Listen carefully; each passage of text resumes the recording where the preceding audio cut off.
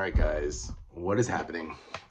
Against my better judgment, I decided to do a review of Volume 4, Curiouser and Curiouser of Excalibur. I was going to do it until tomorrow because I am tired as F, but I know you guys are waiting with bated breath and anticipation every time I do these fabulous reviews. So let's get to it, guys.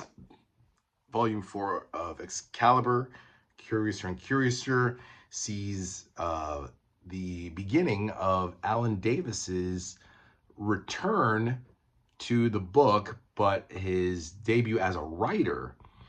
He's actually back as a penciler, but he's also writing now, which is pretty cool. Oddly enough, he doesn't have Paul Neary as his inker. Paul Neary is, I would say, Alan Davis's partner in crime for the most part. Like, Davis and Neary always seem to go together very well in their artwork. But he has Mark Farmer as his inker, which is actually pretty good too. Mark Farmer's no slouch. But pretty much Alan Davis handles the writing and penciling chores. So this covers issues 42 to 58 of Excalibur.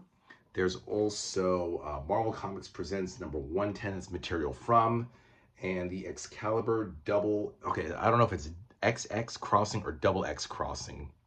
You guys will probably have to help me out with that if you know. I said either one. I said like double X Crossing, you know, it's a special event issue.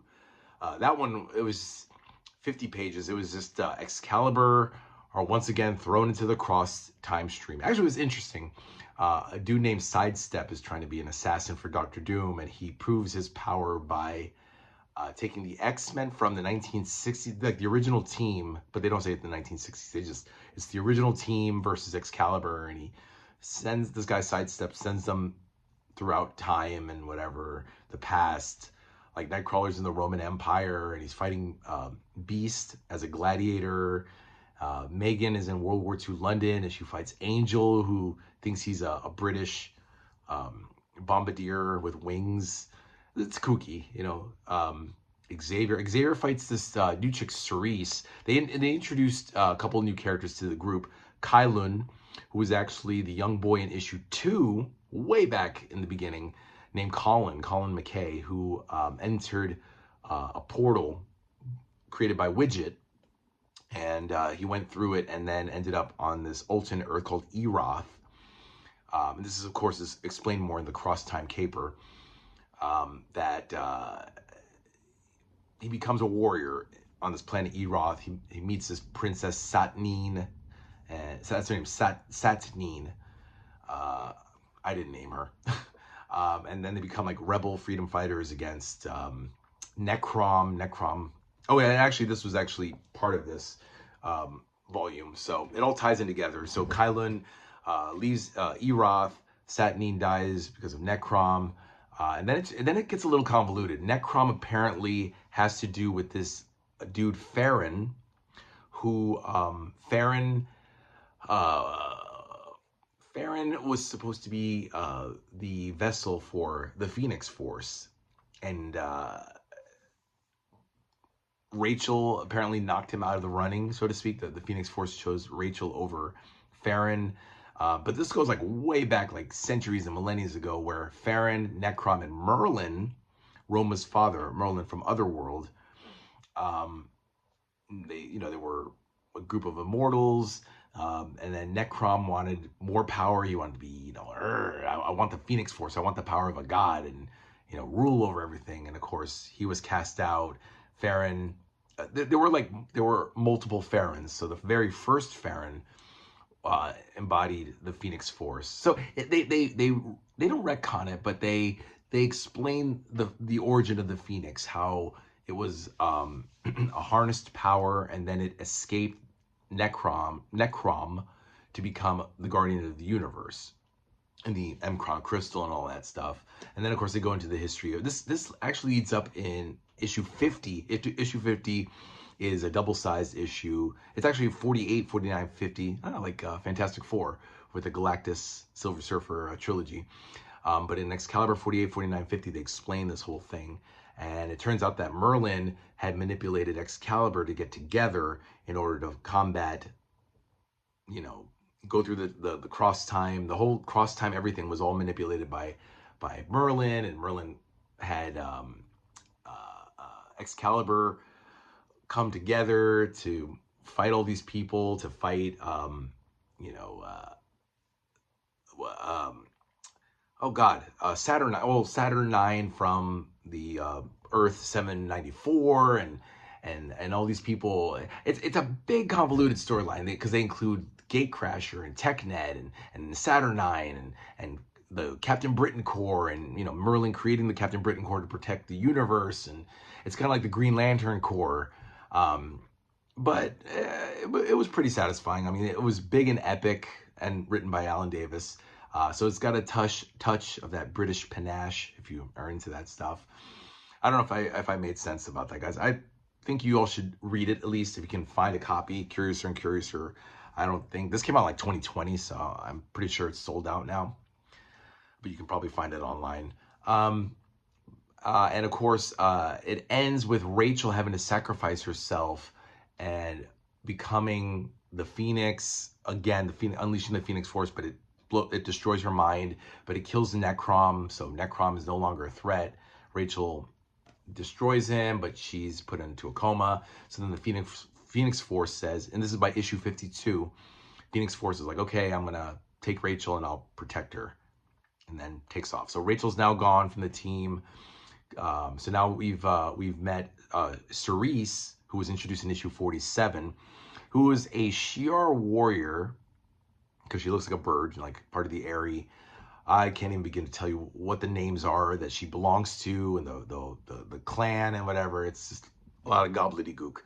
But she's part of the team now. They just ushered her in, and she'll eventually, I read that she'll eventually fall in love with Nightcrawler. In this volume, they've already shared a couple kisses. Lip massage, they call it. It was pretty cute. And then, of course, Jamie Braddock comes back. And Kylan. So let me finish. So Kylan is now part of the team, but he just left the team to go find his parents in Scotland. He's a Scottish kid. Like I said, he stepped through the portal of Widget, who I found out Widget is actually Kitty Pryde or Kate Pryde. Like, what? Don't ask. I don't know. Okay. But later on in issue like 55 and 56, they throw a party, and Jamie Braddock, the older brother of Betsy, Psylocke, and Captain Britain, Brian, they throw a party, and then shit goes down, and people are getting killed. Allison Stewart is killed, the Brigadier Stewart. She's killed, and Excalibur is all warped and whatnot. But of course, thanks to Kitty being the only one who survives the onslaught, Saturnine, not Opal Luna Saturnine from Earth, I guess Earth 9, but Saturn, the number 9 from Earth 794, who killed Courtney Ross in issue 5 in volume 1, took her place and manipulated everything too, like her Leslie romance with Kitty, you know, having her lick the cake ice cream from the cake icing from her finger, from like issue 33 or 34 during a Girls' School from Heck. So so now she's teamed up with Jamie Braddock to fuck with Excalibur, but of course Excalibur overcome it.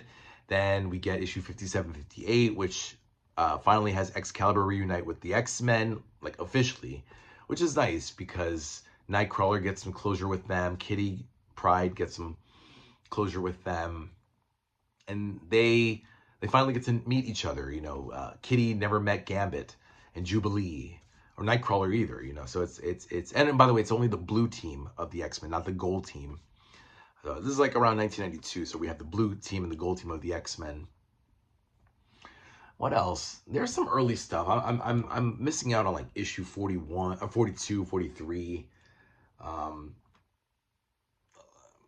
lot of bullshit with Megan. Megan's just constantly turning into bats and vampires and wolves. It's like, fuck her. Go away. Her and Captain Britain, I don't like them, guys. Rachel, Kitty, Kurt, they're fine. You know, Cerise I like, and even Kylan. But it's like, Megan's so annoying. She's so wishy-washy. And Captain Britain is such a pussy. I just don't like them. I don't like it. Yeah, Curiouser and Curiouser, right? Oh, the Crazy Gang. The Crazy Gang show up, and they're now they've reformed. They're no longer with Arcade. They're now good guys living in an Alice in Wonderland world.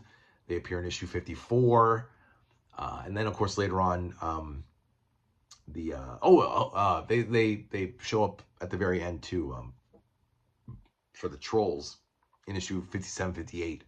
The Trolls, the Troll Association, with Alchemy from X Factor, shows up. The dumbass.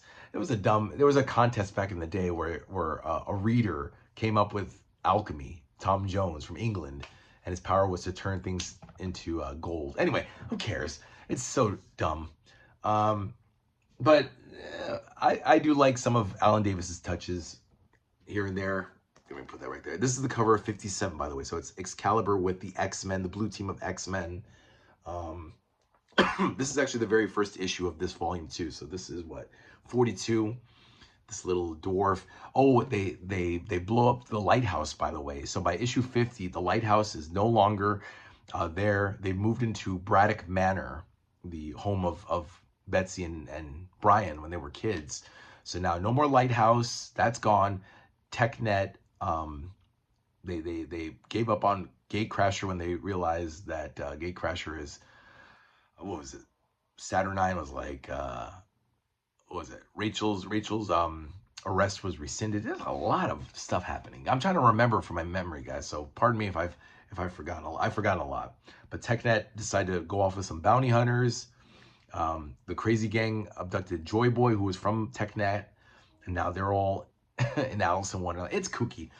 This is a really bizarre book, Excalibur. I like it. It's starting to grow on me, so whatever. And now that that's done, I'm moving on to volume 5, which, awesomely enough, guys, came in yesterday. Where is it? Right here. Right? There we go. This is the next book. This came out last week, but I just got it yesterday, so I'm going to start reading it tomorrow. It's nice and fresh. Volume 5, 1992 to 1994. So we're now knee-deep into the 90s, back when grunge was king, grunge music.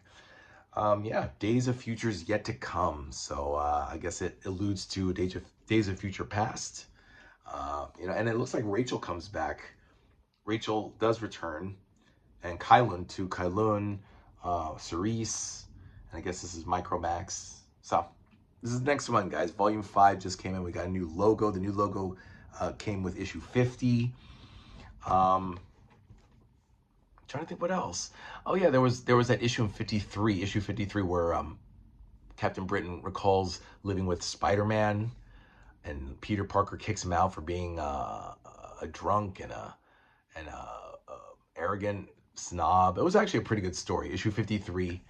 My guy Professor Xavier appears in issue 52 to try to help get Rachel out of her coma. That's when the Phoenix Force came and took her away.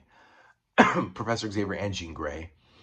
51 was a weird one. That was the one where the dinosaur versions of Excalibur are trying to switch the tourists. Oh, that was kind of dumb. And that's pretty much it, guys. Off the top of my head, that's all I can really remember. I'm sure more things will pop up. But that's Curiouser, and Curiouser, Volume 4. And I'll be moving on to Volume 5, Days of Futures Yet to Come. Let me know what you guys think in the comments down below. Like and subscribe, or don't, whatever. But keep reading those epics, guys. I will see you next time with my review of Volume 5. And stay tuned, guys. Bye.